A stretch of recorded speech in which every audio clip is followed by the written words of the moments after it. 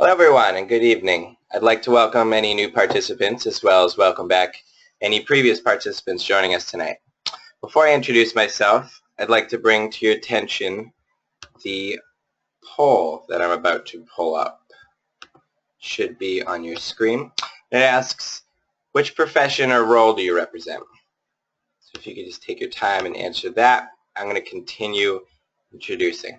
So it's my pleasure to welcome you all to tonight's interprofessional virtual grand rounds presented by the American Academy of Developmental Medicine and Dentistry. My name is Michael Tarr, and I'm a third-year medical student at New York Medical College. I'm also the AADMD virtual grand rounds facilitator. All right, so our poll shows us that we have 15% of our participants are joining us from administration, 10% are students, 50% are working in medicine, and 25% said that they are working in other. I'm just going to bring up the next poll. This poll says, in what stage of your career are you in? So the AADMD virtual grand round sessions seek to create a space for mentorship and exchange of knowledge and experience between seasoned IDD providers, entry-level clinicians, and future healthcare providers in training. The purpose of the grand round session is to expand and strengthen the IDD healthcare workforce across a spectrum of experience levels. At the end of the presentation, please stay with us for a while and ask any questions that you have for the presenters. The questions can be submitted through the question tab on the gray control panel on your screen. Let me review this poll that we just did. All right. And it didn't share. There we go. In which stage of your career are you? So it says that 9% are joining us as pre-health professional training, 9% are health professional training, and 82% are currently practicing. Right. And just one more poll. This one asks, what do you hope to gain from this webinar? So at the end of the session, you'll be sent a link to a quick survey we've made, and it shouldn't take more than 5 minutes, but it's very important to us that you do fill it out because the feedback we receive through this survey allows us to improve the virtual grand round experience and also to hear what future presentations you'd like to have us organize. If you'd like to follow along with the presentation, the PowerPoint for tonight's presentation can be downloaded under the Handouts tab located on the gray control panel on your screen. The presenters for tonight's virtual grand rounds are Dr. Cheryl White-Scott, Dr. Sonia Cabrera, and Mary Ellen Ryan. And let's just look at that last poll before I introduce them. And it says, what do you hope to gain from this webinar? We have 32% said they are looking to learn foundational healthcare concepts for individuals with IDD. 32% said gain interprofessional perspectives on healthcare for individuals with IDD. 32% said gain pearls from complex and challenging clinical cases. And 4% said for CE credits, which is pending. All right. And our presenters, so Dr. White-Scott is a medical specialist for the Metro Developmental Disability Service and medical consultant for the medically fragile ICF program of AHRC NYC in New York City. She is board certified in internal medicine with additional fellowship training in developmental disabilities. Dr. White-Scott is an assistant clinical professor of medicine in the Department of Internal Medicine at New York Medical College in Valhalla. Our next presenter is Mary Ellen Ryan, who is the Health Services Director at PARC in Brewster, New York. She provides primary care services to individuals with intellectual and developmental disabilities in Article 16 clinic.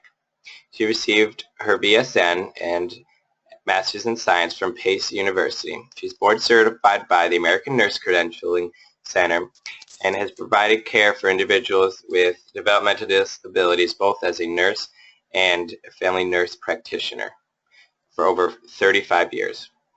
And our last presenter is Dr. Sonia Cabrera, who is a clinical assistant professor of medicine at New York University, and she works in primary care as a medical attending at Governor Health in New York City and is dedicated to the treatment of individuals with intellectual disabilities. And with that, I will hand the floor over to our presenters. Well, good evening, and thank you again, Michael, for this opportunity to present this virtual Grand Rounds.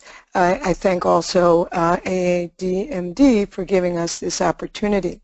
As you may have noticed from the introductions, between the three of us, we probably have about 100 years of clinical experience. We're not that old, but we definitely bring to the table a wealth of clinical expertise in the care, primary care of adults with and without developmental disabilities. And we are just really excited about the presentation tonight and we'll have an opportunity to share with you our clinical expertise, come and give you some insight in terms of how we attract and work with individuals with developmental disabilities. Now, you must also excuse me because I am somewhat technology challenged and I am going to be the person working on the slides, so let's proceed. Okay, first challenge, Michael. I am pressing and I don't see that it is proceeding. So I'm going to continue to talk, but maybe you can see if there's anything else that I should be doing on my end. There we go. See? Awesome. You already did it. So by the end of this Grand Rounds, we hope that everyone would be able to identify some of the barriers to health care for individuals with developmental disabilities. We would hope that you could recognize at least 3 common causes of morbidity and mortality in adults with developmental disabilities. We will illustrate some of the strategies that we use in our clinical management approach, and we'll also look at the team approach for primary care delivery. No one can provide this care by themselves. Now, it's interesting, when I was doing the research for the presentation and I was just checking up again on retention after presentation, it's probably about 39% of what we presented you'll remember immediately after, and maybe about 3% of what we present you'll remember a month out. And my hope is that we give you some of those take-home points and that 3% that you do remember will be most helpful for you. So I'm going to be giving you some tasks to do as I'm speaking and as we move along through the presentation, and everybody should either have a pen, a paper, or a tablet, crayon, something to jot things down with, and we definitely will have time at the end to not only answer questions but to get some insight and thoughts from each and every one of you. Now, to start off, no matter if you're a clinical person or a non-clinical person, I want you to think about what your experiences have been when you've had to access the healthcare system. Last time maybe you went to a primary care physician or nurse practitioner or physician assistant. Last time you may have been in the hospital, or maybe the last time that you've had to experience health care through a hospital system. And I want you to think about what the possibilities are in terms of how you experience the system similar to folks with developmental disabilities, or how it may be different from those with developmental disabilities. That's your first task. And as you can see, developmental disabilities, even though we say that as a one-word or two-word statement, is really a heterogeneous group of individuals. It's not just one person. And I think the first most important point is that we have to individualize the care that we provide to any individual, but especially individuals with developmental disabilities. Some of the challenges I would like to say that come into play are some of the barriers that everyone experiences with healthcare, but also there's some specialized areas for folks with developmental disabilities. And so jot down and think to yourself about what some of those barriers are to healthcare and see if they sort of jive with the list that I have. First and foremost, there is a lack of information for many of my colleagues within the healthcare field. There are folks who have the opportunity to have additional training in the area of developmental disabilities, and no matter what area of healthcare you may be in, primary care, emergency medicine, OBGYN, surgery, you will definitely be caring for individuals with developmental disabilities. And that's why I applaud educational activities such as this, which gives us an opportunity to share information, to educate, and to increase awareness, which is so sadly lacking across not only the country and the world.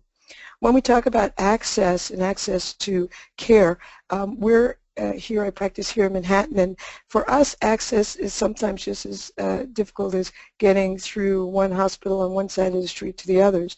But as we look across the country and across the world, access to health care takes on very different connotations in very different areas and prevents some barriers in different areas. Transportation is definitely an ongoing issue, even in areas that have access to transit like New York City, but even if you get out in areas outside of New York City and in rural areas, transportation can be immensely difficult. In addition, sometimes the difficulty is just in terms of physical transport. Lack of appropriate equipment. For anyone who's experienced a mammogram, you may know for yourself what some of the challenges are, but think about that for someone who may be in a wheelchair or have certain mobility issues. Think about trying to do a GYN exam without a hydraulic table. Some of the other things recently that have come into play is just trying to get people lifted from their wheelchair if they have difficulties accessing the radiology table or getting certain tests done. When we look at some things, and especially some of the administrative and the finance folks, when we look at some of the cost of care and we look at the health insurance coverage, sometimes it's not so much even a lack of health insurance coverage, but it's a matter of what the health insurance needs and what how does that meet the needs of the individual. And of course there are cultural differences and language barriers which may present between the provider and the individual being served, or just in terms of families having difficulty accessing services. And then we look at just some of the needs around patient education information. And so when you look at any of these areas and the unique challenges that it presents for individuals with developmental disabilities, you can see that some of that may be similar for some of your experiences, some of it may be different, but we definitely need to use those issues in our approach to care. And it's care across the spectrum. Tonight we're focusing on adults with developmental disabilities, but when we look across the age spectrum from birth through aging, the supports and the systems that are needed and how we have to navigate and what we need to do for an individual with developmental disabilities varies across the lifespan. So you may say, well, what does that mean to you as a primary care practitioner? Well, we do have to provide much more so than the health care. We're looking at a quality of life and a quality of health and wellness that supports a person much more so than just trying to treat their diseases. And that's also what I must say is one of the joys of being able to do primary care, and especially primary care for individuals with developmental disabilities. Okay, so, and let me take a minute and take a breath to say I am a fast-talking New Yorker. I'm also a third child, so I had to talk quick to get things in. But I definitely will breathe every once in a while and make sure that I allow everyone to catch up with me. So now we're talking about, well, we know that there are barriers. We know that there are challenges. Let's look at some of the things that cause sickness and death for individuals with developmental disabilities. And we're looking at it because as a primary care practitioner, our goal is to do health promotion, to do health prevention. And we need to put that in the context of folks that may have some differing needs from the general population and what that means. So many individuals with developmental disabilities have certain areas that are high risk.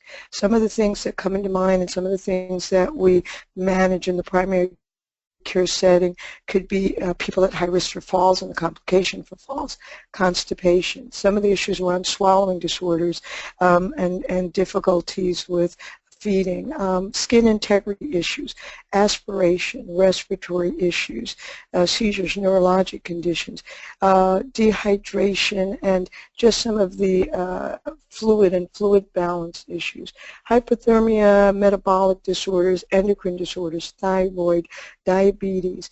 All of these issues, which are medical conditions which we manage, take on additional layers that require intervention as primary care practitioners. And those of you who are in practice and who do see people with developmental disabilities know that you address these issues day in and day out. But the benefit with primary care and with a team approach is that we try to tackle it from many aspects. Some of the additional issues that I just want to throw out, and definitely as we get a chance to talk, you may have certain concerns or issues or certain things that have come to light, and our clinical presentations will touch on some of these issues. We have to talk about the possibility of physical abuse, sexual abuse, verbal abuse, the difficulty sometimes with informed consent. Who gives the consent? Does the person have the capacity to give the consent? Has that changed over time? Some of the behavioral issues and challenges. Complementary therapies, how can we use them to our advantage for folks with developmental disabilities? How do we use possibly herbal therapy, aromatherapy, touch therapy, yoga, biofeedback?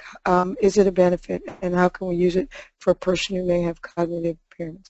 Advanced directives, end-of-life issues, as we talked about life being across the spectrum, some of the needs for people as they approach the end of life or later in life, and who makes those decisions. How do we go through, say, which are the medical orders of life-sustaining treatment here in New York? How do we address those issues and plan and make sure that people have the same quality of life at the end of life as we're giving them all along? Satisfaction with health care.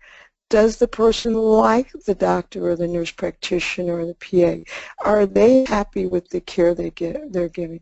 Is the family satisfied? Are we achieving the goals and objectives that we set out for to provide the care?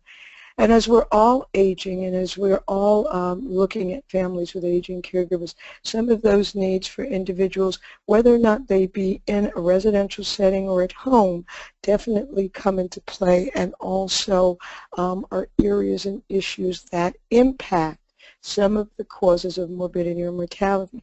If you have certain challenging behaviors and you have constipation, it may be very difficult to be able to be managed, and we have to look at that from the primary care setting. And lo and behold, we have our first case, which is an individual of us. We've changed the names, but these are all people that are real folks, and these are real cases, and these are the things that we deal with on a regular basis.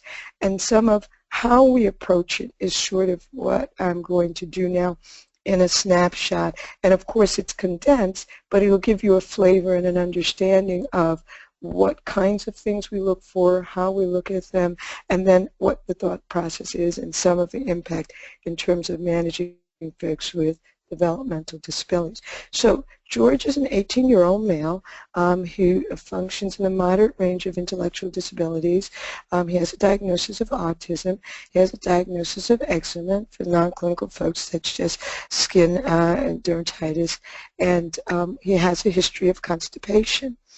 His current medications are really Colace, which is a stool softener right now, and hydrocortisone, which is a topical cream to treat the eczema. Eczema is dry, itchy skin, and if you have eczema or if you've experienced it, it can be very irritating depending on the season and depending on your triggers. The history that we get when George comes in with his family is that he has had recurrent vomiting intermittently for the last 6 months, and he presents to the clinic with a history of intermittent diarrhea over the last week and is quite combative. Now already, some of the things that I always look at when I'm approaching a person is who's coming with them, who can give me information. Can the person themselves give me information? Do I have to get additional information from the folks that are there? And always asking people about what's the best approach for a person. I also just highlight the fact at 18, some of the issues around transition, when people are transitioning from pediatric care into adult care, also present challenges. All of these things I threw out to you, we're not going to be able to touch on all of them, but I just give you some insight in terms of some of the needs. Most importantly is looking and seeing, is there an acute issue that's going on? And so I take a minute to pause and say, well, what would you do? This isn't George, but this is one of my other cuties, and his mom, who loves baseball. And I'm not a baseball person, but I do know that the Cleveland Indians and the Chicago Cubs are in the World Series. Okay, so autism spectrum disorders could also be in and of itself a presentation that could take us many, many times for us to talk and share about. But some of the important things to take away right away is when I'm seeing a person who has autistic spectrum disorder, I think about, can they communicate? How verbal are they? How well can they communicate with me? Do they like to be touched? How is it to examine them? How does that interplay? And how does their interaction interplay with health professionals? What do I need to know? And also just some things around possibly other GI related issues where we know in children in particular, but also in adulthood, there's an increase in the spectrum disorder. And also I think about what some of the acute issues are that I would have to intervene. So just quickly, some of the risk factors, of course, are constipation. We know dietary issues, medications, and some of the difficulties maybe just in the actual act of defecation. We have some of the signs and symptoms with folks in terms of straining, or some of the difficulties with vomiting could be related to constipation, some of the issues around bloating, and some of the issues with not being diarrhea, but being stools that are just loose stools around, small hard stools. And I apologize if anybody's still eating their dinner. Some of the interventions that I just started to think about and talk to folks about, first of all, what have you done before? Because if you've done something before and it hasn't worked, it doesn't make good sense to present it again. A lot of times when I'm talking to folks, some of the things we come into play is looking at diet, looking at fluids, looking at activities, looking at medications. Many folks in terms of GERD, which is gastroesophageal reflux disease, can come into play depending on some physical impact. Sometimes it's feeding, sometimes it's non-ambulatory, but whenever anybody's vomiting, that's one of the things that we also come into play. And also we find a high incidence in folks with developmental disabilities. Some of the signs and symptoms we look for, as we mentioned, vomiting, like George has, pneumonia, respiratory disorders, some of the issues about behavioral issues. Being combative may be combative because he's coming into medical professionals whom he doesn't like, or it could be that he's in pain and discomfort. Anybody that's had possibly a really hot, spicy meal or gotten indigestion, you know how uncomfortable it can be. And some of the interventions that we can do is looking at the amount of meals, the type of food, some of the medications that definitely can come into play. And so I, in my head, and in 5 minutes, like I did in terms of an overview for all of you, put that into perspective, look at George. Thankfully, George did allow me to examine his abdomen, which was, he did have bowel sounds. It didn't have signs of any kind of acute abdominal distress. Could not do a rectal exam, which is one of the things you'd like to do to be able to check for stool, to see if his stool and the vault are hard or impacted. But we were able to get an abdominal x-ray, and I do give a shout out to many of the radiology folks I work with who work with me with many challenging folks, and we do a lot of intervention even before the person gets to radiology to hopefully be successful.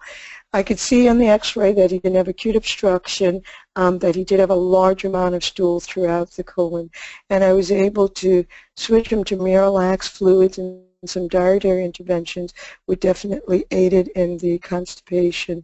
I did have to end up doing scheduling him eventually for an endoscopy because he had recurrent vomiting, and we did diagnose the reflux disease, which I thought he had clinically, and was able to treat him with omeprazole, a protein pump inhibitor, to heal, and also with, again, dietary interventions and some of the other environmental interventions, was able to get him to a place where he is much more comfortable. He doesn't particularly still like to come and see me, but he is doing much better overall. And one of the things that I would just say in terms of the take-home points is making sure you get a full history. You have to get the exam done, sometimes in parts and pieces. Sometimes we have to do radiologic tests We start with non-invasive, going to invasive. We involve everyone. Mom was involved, the day program, other folks were all involved to get information, but also to make sure that we were giving him supports across things. So I'm going to take a breath, and then I am going to turn it over into my colleague, Mary Ellen Ryan, to give you another clinical perspective. Well, thank you, Cheryl. That was wonderful, and thank you for inviting me to join you. I'm going to do another clinical presentation. This one's going to be a little bit more complex than what we've just talked about. So, Cheryl, can you advance that next slide? Okay, so maybe we'll move on without it. So my clinical presentation talks about a young man named John. Oh, there she is. John is a 65-year-old man with the following diagnoses. He functions in the moderate range of intellectual disability. He has epilepsy. He's had his whole life. He has hypertension as well, and osteoporosis significant enough that he's had several frank fractures in the recent past, and he has a significant hearing loss. He presented to the emergency room from the group home where he lived with abdominal pain. He had some mild nausea, he wouldn't eat his dinner, and the staff knew that that was unusual for him, took him to the emergency room. So what are the possible diagnoses in this situation? Well, it turns out that he had a more significant diagnosis than you might anticipate. He was actually, they did some lab work in the urgent care department and sent him on to the emergency room because he had pancreatitis. His amylase levels and lipase levels were about 5 times normal. They admitted him to the hospital and ultimately determined that he had some gallstones. So they performed a cholecystectomy. He was discharged a couple days later. He did fairly well with the surgery. However, within 1 day of discharge from the hospital, he returned to the emergency room vomiting blood. So what are some of the causes in this situation? What would we do next? They took him back into the emergency room. They actually had to transfuse him first because he was so severely anemic. It took them a couple of days to stabilize him before they could even do an endoscopy, and ultimately they determined he also had erosive esophagitis and esophageal ulcer. So they transfused him, they stabilized in the hospital, they discharged him a couple days later. He was still severely anemic on discharge. And then over the next several months is when I picked him up for primary care. He developed some increased seizure activity. He actually, during a seizure, had a fall and fractured his pelvis, falling from a standing height, so fairly significant osteoporosis. He also suffered a mild stroke and developed severely elevated liver enzymes. They kind of never came down after they took the gallbladder out, but they stabilized a bit and then they started to climb again. So now what do we do? And what would be some working diagnoses for this? We referred him on to gastroenterology, who was following him because of some of his bleeding issues, his ulcer issues, and that sort of thing. And he kind of felt like it was probably related to the anticonvulsant drugs that he had taken for so many years, causing some elevated liver enzymes and issues. We adjusted a whole bunch of his medications with the help of neurology and GI. GI then did further studies because even with the medication adjustments, his numbers weren't coming down, and they found that he had elevated CA-125 and CA-19-9. So now they have to look at him for a possible cancer diagnosis. 3 weeks later, he showed up in my office yellow with pretty significant jaundice. We sent him out for stat labs, and his bilirubin was 5 times normal. His alkaline phosphatase was, 2 or 3 times normal. And so where do we go from here? So back, and GI set him up for a liver biopsy, which they determined, his liver was really okay, and it was just drug-induced hepatitis. So we sent him on to another GI physician who completed an ERCP and an esophageal ultrasound, and ultimately the diagnosis was pancreatic cancer. Cheryl, there you go. So they found during the ultrasound he had a tumor in the head of the pancreas. He also had some infection and sludge and retained stones in the gallbladder. And this had a pretty nasty outcome. He actually succumbed to his disease about a month and a half later without any treatment. So unfortunately, in this situation, the take-home message is sometimes you really do need to look for those zebras and to use all of your clinical skills to make a diagnosis. John was not someone who could offer a whole lot of information about his complaints and his symptoms, and we kind of had to run with what we were seeing in the lab tests and what we were witnessing in his skin tone and his, studies and scans. And I was sort of like a dog with a bone, kind of lighting the fire under everyone to keep this going until we finally got a diagnosis. It was a very difficult situation, and unfortunately it didn't have a great outcome. So that's all I need to talk with you about tonight. We'll have a chance for questions later, and I guess I'm going to phone you. Thank you, Mary Ellen, and thank you for inviting me to this panel presentation. I apologize for not having the slides for you, but I'm hoping I will get the points across through telling you about this very interesting case that I came across. So I have a 45-year-old male who has moderate intellectual disabilities, and he was referred to me because of 50-pound weight loss over the past 12 months. So if you're like me, an internist, most people right away start thinking he must have a malignancy. And so when he saw his primary care provider, that was obviously one of the concerns, that he would have had a 50-pound weight loss in the period of a year. So one of the challenges, of course, with treating this young man, or you may not think he's young, but 40 to me is young now. So in any case, treating him is because of the lack of information that you can get directly from speaking with him, because he is nonverbal. He has a past medical history significant for cerebral palsy with spastic hemiplegia, has a moderate intellectual disability, and he's nonverbal. He also has a history of atypical psychosis with impulse control disorder and anxiety. So he does not like going to the doctor, and he pretty much needs 2 people to bring him into the office. He also has a history of drug-induced Parkinsonism from treatment of the atypical psychosis in the past, dyskinesias. He has a history of neuroleptic malignant syndrome that is unclear when that happened. And he had a stroke with right lower extremity hemiparesis, has a positive lupus anticoagulant, and alpha thalassemia.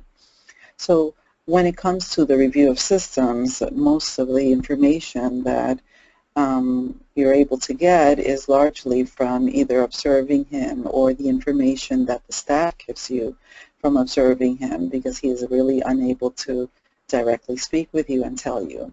So reportedly he had no fevers, no evidence of any night sweats. The questions, of course, are, was he eating or not eating? Was he having nausea or vomiting or diarrhea? Was there any blood in the stool, in the urine? The things that we normally think about when we have any patient with weight loss. Of significance, he lives in a group home, has done so for years. There's a family history that is available to a certain extent of multiple family members with cancer. So, of course, the plot thickens because you start thinking that this must be cancer. In any case, as most of us would, his PCP went ahead and started ordering the usual battery of tests. When we're thinking about, someone with weight loss, you usually want to worry about whether or not the reason that he is having it is whether or not he has unmet caloric needs or excess calorie expenditure. So is there an endocrine disorder, perhaps diabetes that's uncontrolled, that may be accounting for it? Is there an endocrine disorder? I think most people think right away, got to check that TSH, right, for hyperthyroidism. The other possibility, of course, is this representing an occult infection, something chronic, something like tuberculosis, as a cause of weight loss of this proportion. malignancy like we discussed.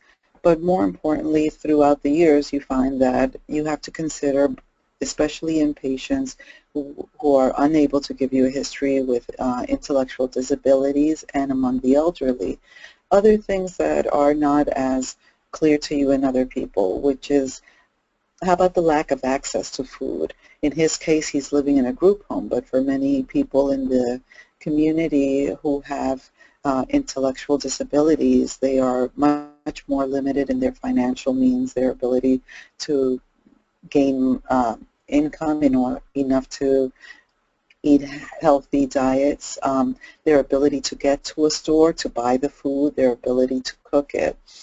The other thing might be that there might be some issues related to anorexia, either due to medications that they're being given or to an illness. Some psych issues would usually include people who have picky eating habits, even living in the group home. Maybe they don't like what they're being given, or culturally it's, you know, they've been brought into the group home, they're used to eating a diet that is from a different culture, and they're going to have a very hard time eating, I guess, institutional food. Then there's, of course, the issues that have to do with just mechanics of eating. So many people who are intellectually disabled will have problems with dentition, severe gingivitis and periodontal gum disease just because of not brushing as well. Sometimes medications such as phenytoin and dilantin will cause hyperplasia of the gums and loosening of teeth. There's also the possibility of dysphagia. And then, of course, we'd always consider, even though he's 44 years old, he's already had several events in his life that are going to age him. So sometimes, you know, early onset dementia. So the labs, of course, were done, and his hemoglobin A1C was 5.4%, which is normal. His TSH was 1.11, and the T3 and T4 were also normal. His hemoglobin and hematocrit were 10.3 over 31.9. I don't remember if I mentioned that he does have a history of alpha thalassemia, so those indices are consistent with that. He did have a normal white count, normal platelet count. His albumin was 3.8 with normal LFTs. He did have a low vitamin D level. He had a normal UA, negative stool hemoccult. I'm impressed that they actually were able to get that, because most of the time that's rather difficult to do. So then, of course, he was sent on for the usual, to look for the usual suspects. And so he had an upper and lower endoscopy, which, because of a failure for him to, you know, take enough of the liquids in, ended up having a somewhat poor prep for the colonoscopy. But in general, they felt that they were able to see enough not to see any masses or anything that would explain this profound weight loss. The next thing was, you know, considering whether or not, you know, maybe they missed something on looking inside the colon and the intestines and the stomach. So there was an abdominal and pelvic CT done.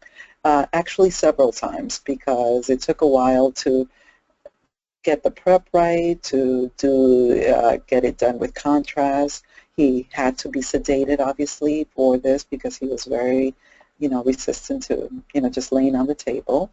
And of course, there's always the issue of obtaining consent, the delays that are occurring. But when all was said and done, that seemed to be where the money was, because, in fact, when they looked at the CT, they read in the pelvis that there was a mass effect in the bladder. So we thought, oh, he's got bladder cancer.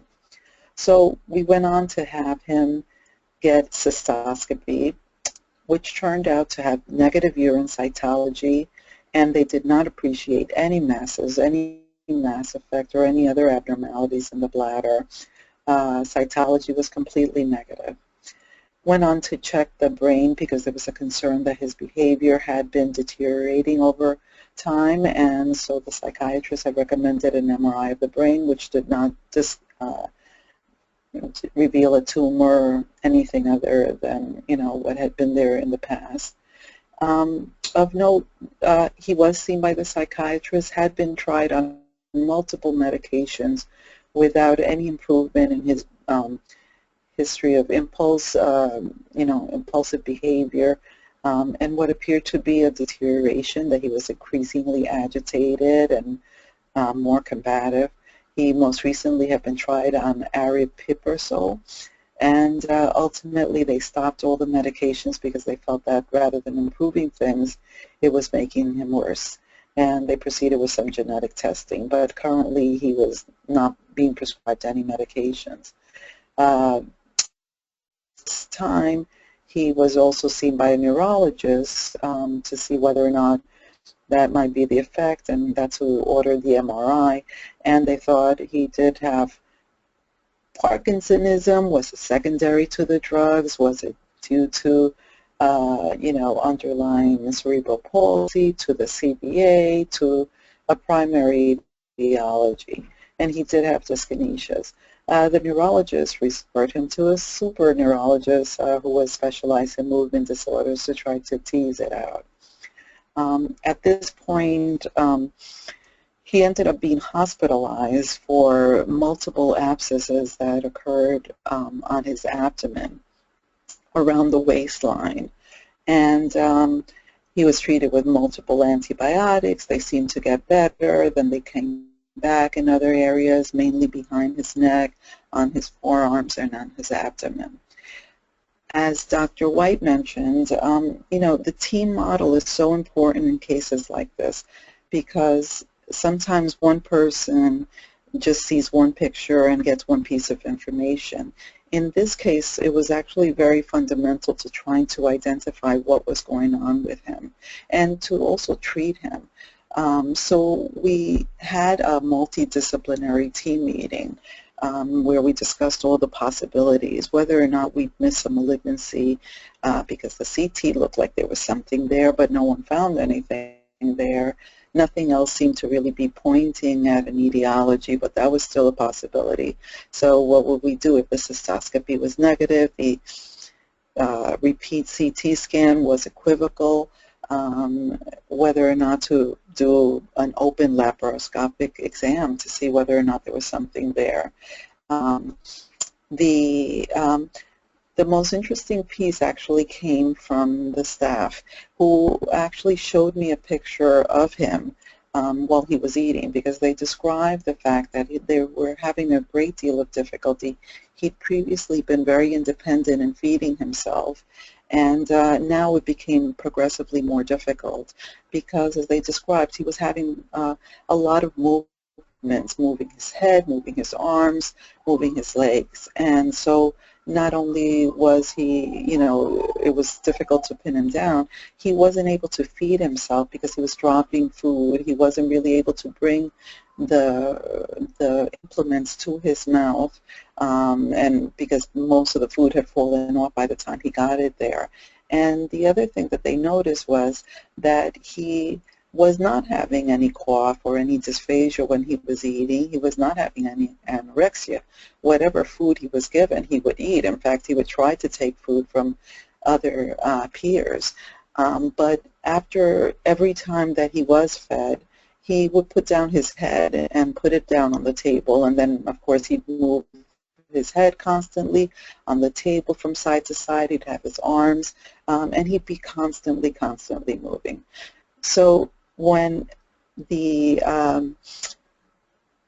aide wanted to demonstrate to me what she was meaning, she actually filmed him briefly for the purposes of showing it at the team meeting. And when I looked at the movement, he had very wide, sort of large arm movements. He was moving his head. He was having some pill rolling and some dyskinesias, as you would expect with Parkinson's. However, he was also, having these wide, what I would call choreic type movements of his arms.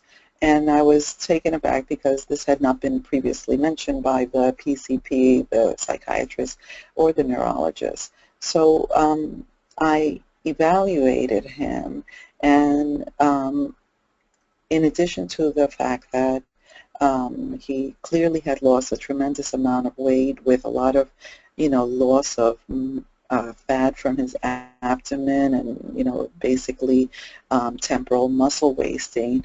He had all these areas where he was had old and fresh abscesses forming on the flexor aspects of the forearms and back of his neck and around the abdomen at the waist.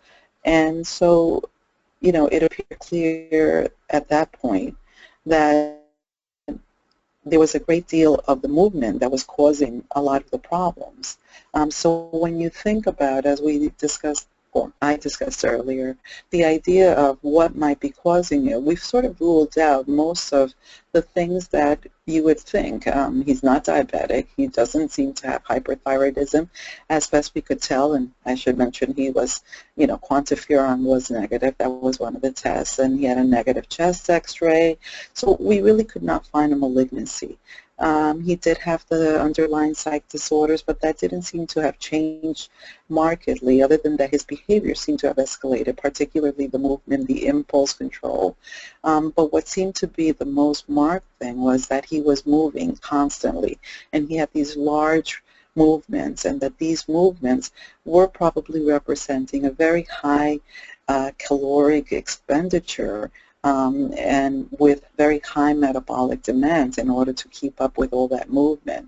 So it was my assessment that he appeared to have chorea. The thing we think of most commonly is like Huntington's chorea.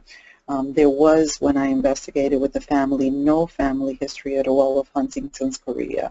That this could be drug-induced was always a possibility.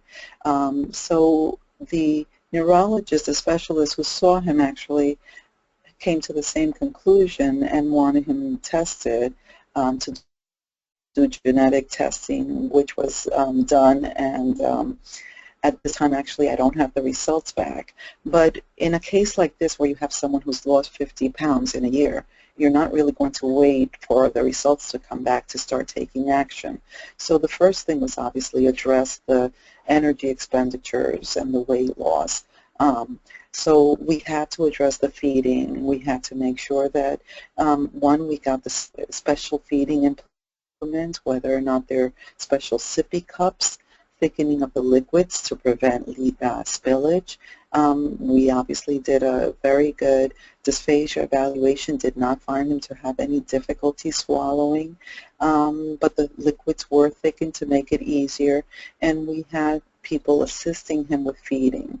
And the most important thing was, since he was hungry and he would eat all the time, was really making it that he was eating, able to eat the minute he got up in the morning, before breakfast, after breakfast, snacks in between, whatever he wanted to eat, high-calorie foods, as well as, a very healthy, balanced diet, allowing him to really keep up with the movements. The other thing was the recurrent abscesses, which, based on the site of the abscesses, appear to be from rubbing, from the head turning, the constant movement of his neck. He was chafing the back of his head, and that was where some of the abscesses were happening. The other thing was from him putting his head down, he developed abscesses on the side of his head from leaning on the table, and he had it on the forearms. So it was about changing the trauma by getting him soft collars or collarless shirts, pillow to lean on, avoiding having a belt around the waist, making sure his skin was well moisturized, checking him constantly. Initially, he had been treated with a number of antibiotics, IV and PO in the hospital, but we always worry about recurrent, antibiotics leading to either C. difficile colitis, which is the last thing he needed, as well as polydrug resistance. So we have subsequently really treated them directly with just applying warm compresses, keeping the skin nice and warm and dry. In terms of treating, I spoke with a neurologist, and the options for treating, if it was any type of chorea or Huntington's chorea, are either antipsychotics, which interestingly enough, aripiprazole, which he had been treated with in the past, is one of the choices. But speaking with staff, that appeared to have done nothing for him.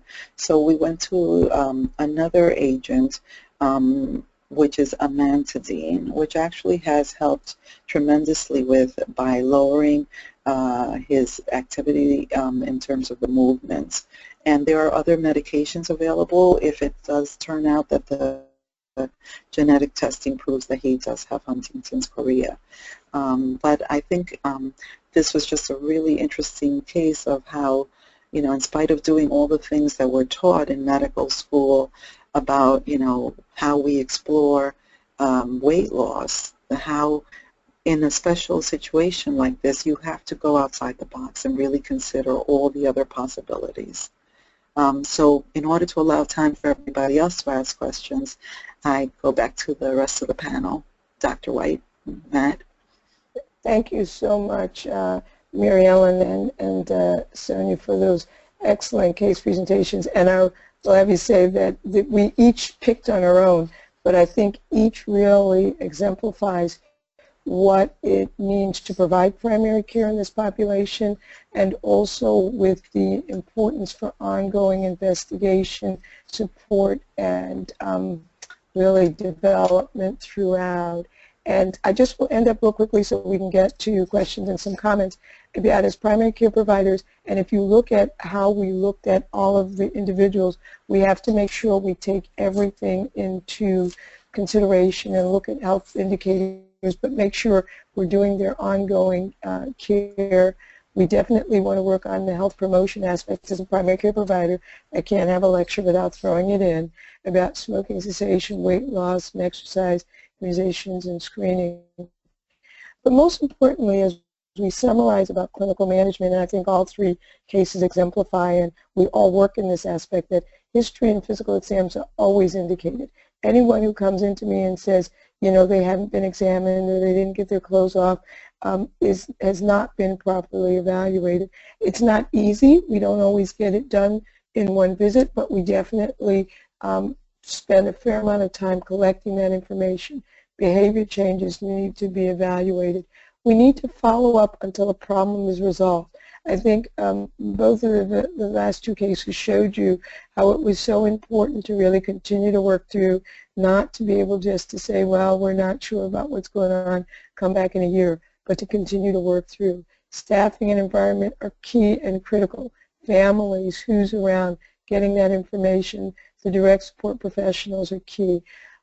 Do no harm. Look at the risks versus benefits in every situation, and definitely coordinate and maximize every intervention. We need a lot of help. We definitely look to associations like AADMD for clinical guidelines, public health aspects to the care, education of health practitioners in the care of adults on a national level to get direction and leadership, looking at health care finding, but most importantly, a holistic approach to medical care for all individuals with intellectual disabilities. I do want to just bring your attention to the resources. These are the websites that we use on a regular basis to go to for information. The CDC, Healthy People 2020, looking at some of the government associations for guidelines, looking at the American Association of Family Practice, Internal Medicine, looking at the American Association of Intellectual and Developmental Disabilities, looking at the Association for University Centers, looking at some of the research training and clinical sites. And I do bring attention for my Canadian colleagues to some of the international aspects, the healthcare access, research and developmental disabilities website. There's a lot of information there about some of the approaches also on videos and also on care guidelines, and of course, last but not least, AADMD. So I take home points. I will hope you look at the barriers that we talked about, look at how you're similar, look at the causes that we talked about in morbidity and mortality, look at the strategies we talked about, a clinical management, the team approach, and remembering that individuals with developmental disabilities are a diverse group. Definitely awareness and knowledge of developmental disabilities definitely is key, but also we can enhance health care delivery and primary care delivery with increased awareness and knowledge, and health and wellness across the lifespan is key. And my closing thought would just be that a journey of 1,000 miles begins with one step. Often we think there's not much we can do, but as it's illustrated, there's an individual with developmental disabilities. And I turn it back over to Michael to pick up from there. Well, thank all three of you so much. That was a great presentation. All three cases were very interesting and very educational and very engaging as well. So we do have some questions, and it fits right in with Dr. White-Scott's last statement when she was going over different things that you need to always check when you have patients with IDD come in and you're having just your regular checkup. It asks about vaccination. So the question asks that besides routine pneumococcal guidelines, is there a different guideline in the frequency of vaccinating individuals with developmental disabilities in a group home setting? And in addition to that, what about before they turn 65 years old? Okay, this is Dr. White-Scott. I'll start off and then my colleagues definitely will jump in. The vaccination or immunization protocol should be similar to those in the general population. There isn't any, it's not like it should be different. One of the difficulties I find that some of the challenges is making sure, one, with record keeping, that we have the appropriate information of what vaccinations were done previously and what's needed. Two, sometimes there's challenges in terms of actually getting vaccinations completed, whether it be influenza, pneumococcal, or hepatitis B, because some of the physical or behavioral challenges that present. Three, I am very diligent, I guess, about making sure that people get age-appropriate vaccinations. I must say that certain things, such as the Zostavax for herpes zoster, which is slated at, say, 60 in the general population, and sometimes you get a little problem with insurance companies, but I generally will do a little early at 50 because I've just seen some of the complications from shingles and some of the difficulties in management. But I also throw it back to my colleagues for them to give their input.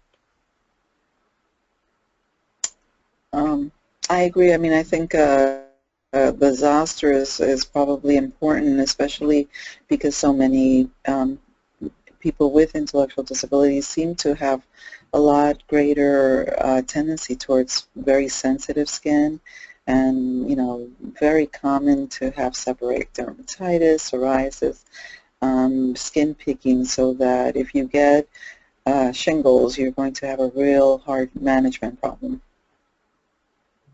I also tend to keep a pretty low threshold in terms of the Pneumovax for my population, and I'm a little liberal with my diagnosis of what a chronic disease is so that we can kind of protect people, particularly around Prevnar, but it seems to be loosening up a bit at this point. Great.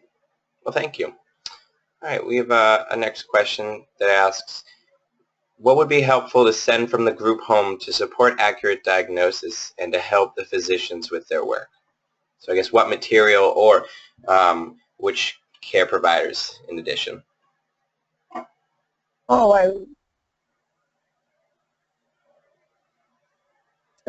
I love whoever asked that question. You just touched my heart. It is so important to send, if you can, really the documentation in a format that's easily accessible, which means I either get a consult that says medical follow-up, or I get the chart, which is like a phone book. And it's very difficult to sort through that. So a well-written consultation that will give us some insight in terms of what the specific question is, why the person is coming that day, what, if anything, history is available, and other supporting documentation. In addition, if possible, oftentimes the person coming with the individual may not be the most knowledgeable person about that person. If there's a phone number about a nurse or a manager or someone who could be contacted who has information and history that's just so helpful while the person is right in front of us, and we can make sure we get that information and contact. And I'll let my colleagues jump in there too, because we all deal with this on the front lines. I think my biggest frustration is when I'm following someone for a particular condition and don't get any information about the condition itself. So, for example, a diabetic and I don't get any blood sugars or weight history, someone with hypertension and I don't get blood pressure records. So just, again, the focused consultation in terms of the information that you think we need to have, and you know, that kind of concentrates it all in one area, because you're right, going through an entire chart is very difficult. Right, and I think I can't echo enough, like trying to get information if there is a family member who does know the history early on, and somehow keeping those records available forever, because sometimes family members die off, and you know, it's always incredible when you see x-rays and you see what looks like maybe someone had surgery or somebody had a broken bone, and you basically have absolutely no details to allow you to make a determination of what exactly happened, what was done. Great. Thank you once again. So next question is, what is the latest thinking regarding the right to refuse treatment when we have persons that may be higher functioning ID refusing treatment?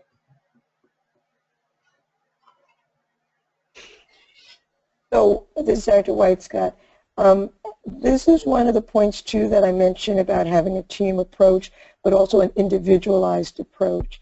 And I am very much, I guess, supportive of the individual and making sure that on, especially for medical decisions, that we've broken down the information in a way that someone can understand, and that we assess for each individual thing what a person has a right to accept or to refuse. And I think that some of the difficulty becomes that people are very concerned about risk and liability, and often that turns into, well, you have to do it and that's it. And I think it has to be a continual dialogue and a work in progress. I work closely with the psychologist, psychiatrist, social worker, the different family members, but also making sure that people have a full right and a say in what they would like or what they don't like. There are also some issues now around supported decision-making as opposed to, say, guardianship, which is also one thing I didn't get into, but we could also have a dialogue about. But it is very important, and also about truly using person-centered planning and intervention. And just because somebody doesn't agree with you doesn't mean that they don't have the capacity to understand that they don't want it. I'll throw it over to Mary Ellen and Sonia. I think this is Sonia.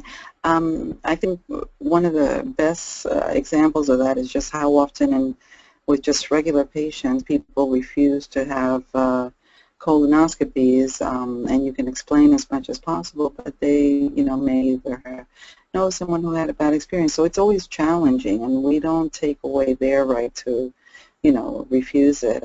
I think the most positive thing in that regard is, I think with a lot of the you know, more sophisticated occult blood testing, we're going to hopefully be able to, you know, not have to go through that with everybody, so that I think that making sure that the person, if possible, does understand, and that you explain things to them, because sometimes it's just about really explaining to them and that they feel trusted and supported. But I think that I'm hoping that there will be a time when we have more non-invasive ways of evaluating patients without having to necessarily subject them to, you know, the mega, you know, preps.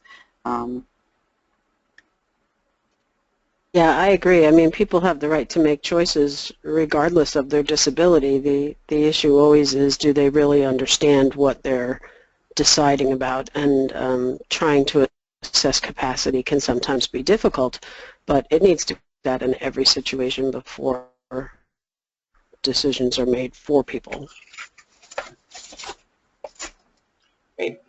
Thank you very much. All right.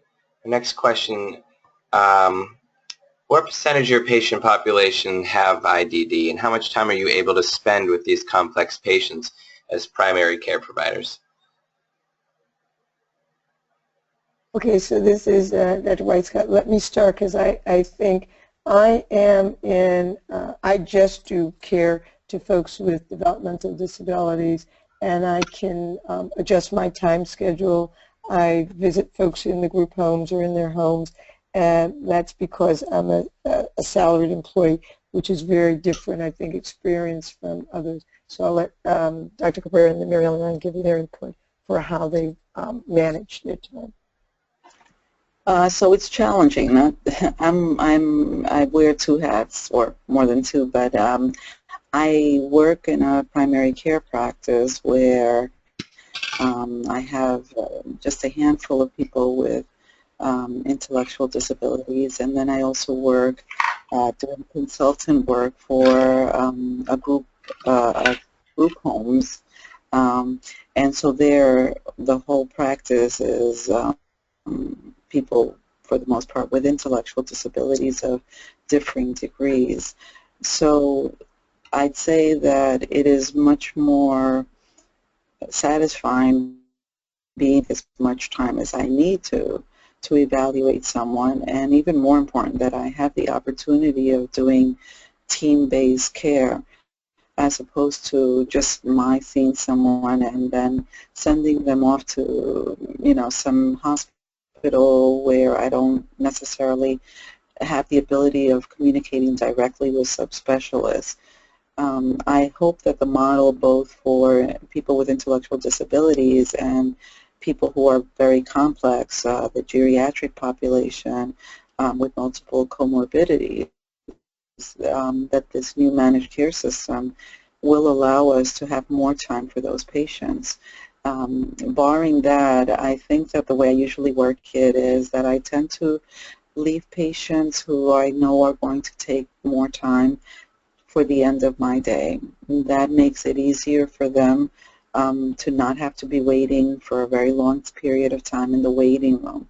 Alternatively, if they can be brought in first thing in the morning and I come in early, that's when I do it, or during administrative time. But it is a challenge. One way of getting around it is just to have people come in several times. So one appointment you're doing one portion of the evaluation, and the other time you do the other portion of the physical exam, and you sort of tie it together that way and make a lot of phone calls in between.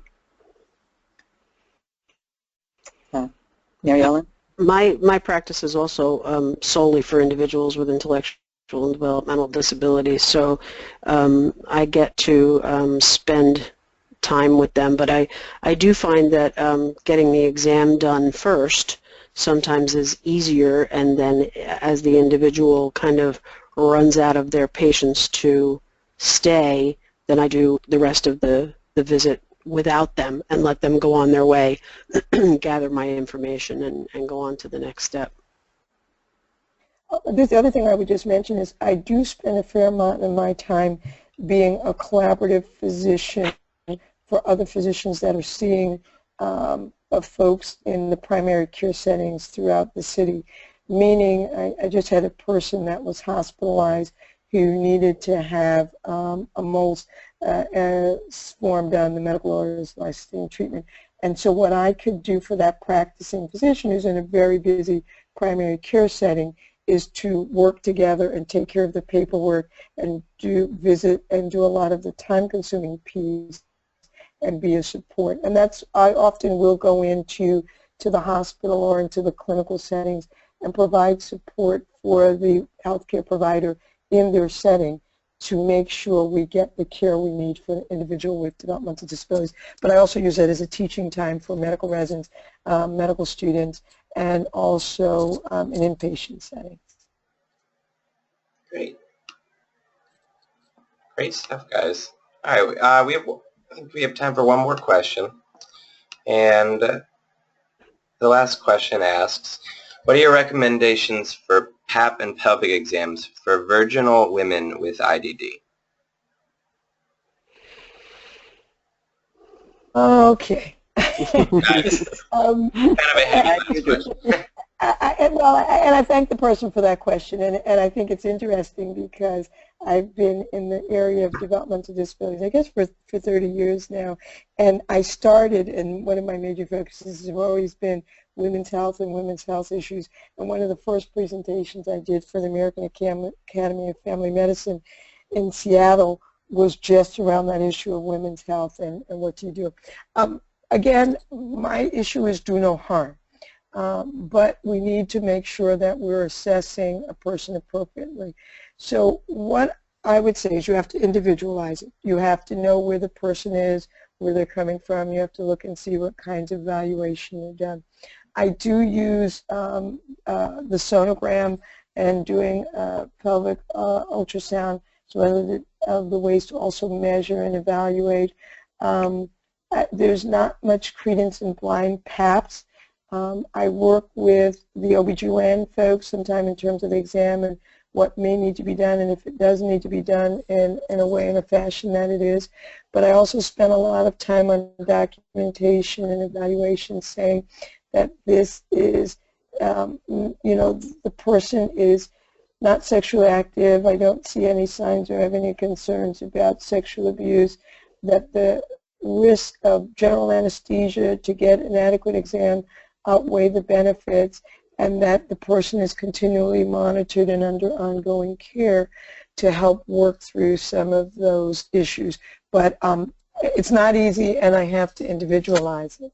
You know? And Mary Ellen and I have done quite a few GYN exams in our history. So, yes, we certainly have. You throw in your input in also. You know. Yeah, no, I'm with you. I mean, there's been many, many situations where we've made several attempts and it just becomes more risky as you go along, and so you really have to weigh out each individual situation. And I mean, I must say, we trained where I felt like I did everything and felt very comfortable, and still doing you know, my own GYN exams as an internist rather than sending people to GYN, and found a lot of abnormalities in normal people and felt very comfortable with the exam. I'm finding that I think that there's so many changes that have occurred in, you know, what is health maintenance, what are the different exams that need to be done. You know, I even remember a couple of years ago that people were saying we didn't need to do annual exams on anybody. So I'm a little old school, and I do believe in doing exams, but I completely agree with Cheryl. I mean, I have patients who are virginal, both with and without intellectual disabilities. On the other hand, this is a population that is very, very susceptible to abuse.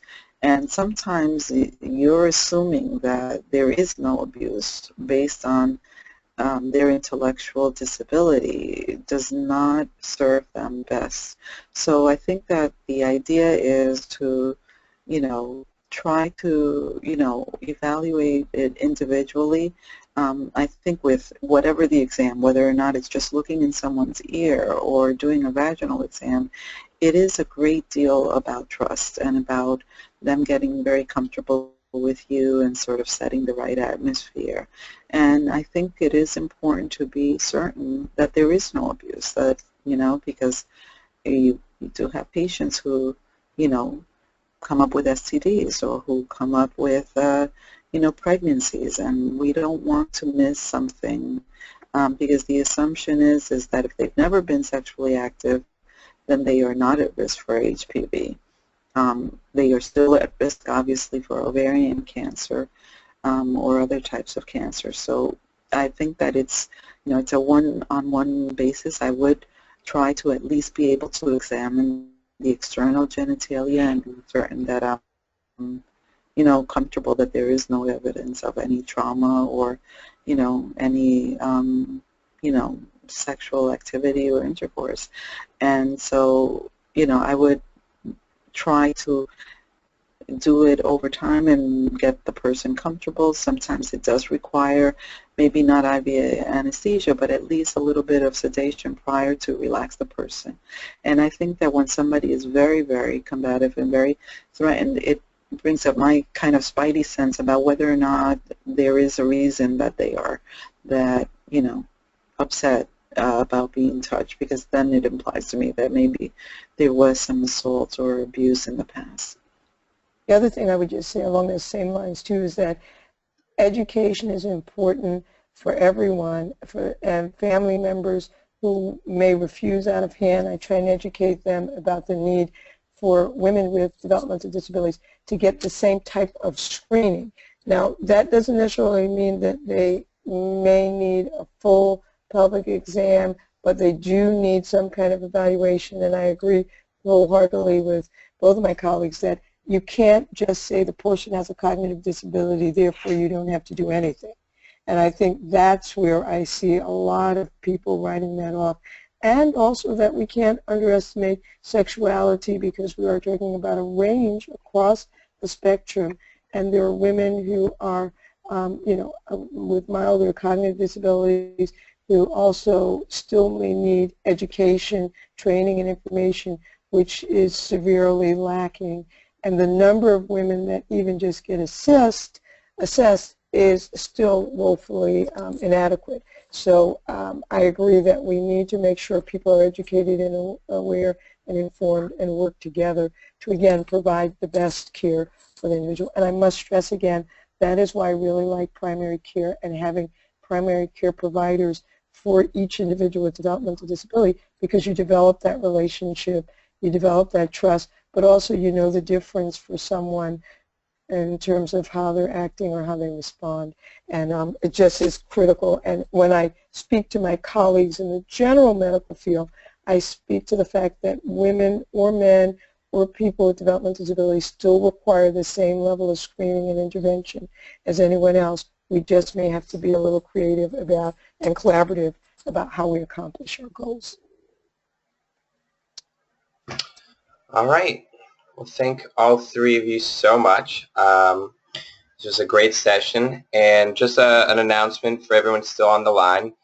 We finally have the YouTube channel up and the Virtual Grand Rounds recordings up and running in the AADMD YouTube channel. So if you'd like to review any past videos or see this video again, share with other people, you can just go to YouTube, search AADMD, and go to the Virtual Grand Rounds channel. This video should be uploaded within the end of the week. If you look in the chat box, I posted the link to the survey that I mentioned earlier, but also everyone who registered will get a copy of the survey emailed to them tomorrow. And I don't have anything after that. So with that, I guess I'll just say good night and thank you once again. No. Thank you so much, everybody. Have a great evening. Okay. You too. Good night. Bye-bye. Bye-bye.